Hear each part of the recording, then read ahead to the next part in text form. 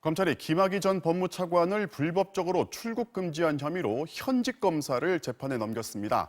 공수처가 검사를 재판에 넘기는 건 공수처의 권한인 만큼 이 사건의 마무리는 자신들한테 넘기라고 했지만 검찰이 대놓고 무시한 건데요. 공수처는 사실상 아무런 대응을 하지 않고 있습니다. 양수현 기자가 보도합니다. 지난 2019년 3월 별장 성접대 의혹이 다시 불거지자 한밤중 출국을 시도하다 제지당한 김학의 전 법무부 차관.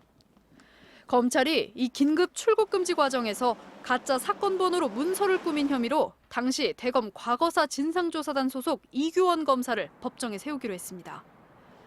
당초 수사 대상이 현직 검사여서 검찰이 고위공직자 범죄수사처에 사건을 넘겼다가 되돌려받아 마무리한 겁니다.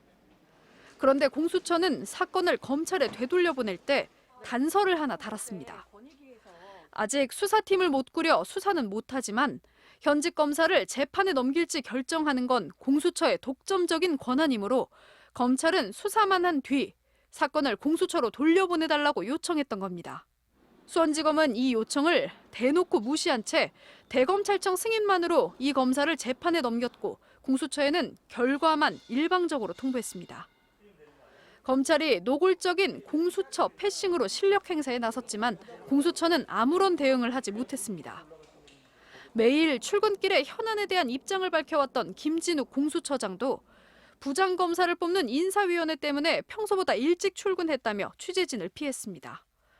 공수처가 속수무책으로 당하는 상황은 불법 출국 금지 수사를 방해한 의혹이 제기된 이성윤 서울중앙지검장에 대한 처리를 두고도 반복될 수밖에 없는 상황입니다.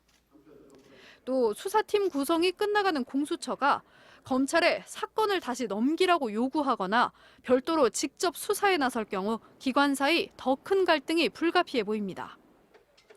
한편 공수처는 지난달 김진욱 공수처장이 이성윤 지검장을 조사했을 당시 공수처장 관용차에 이 지검장을 태워 청사에 출입시킨 데 대해선 보안을 위한 조치였지만 공정성 논란이 없도록 유의하겠다고 해명했습니다.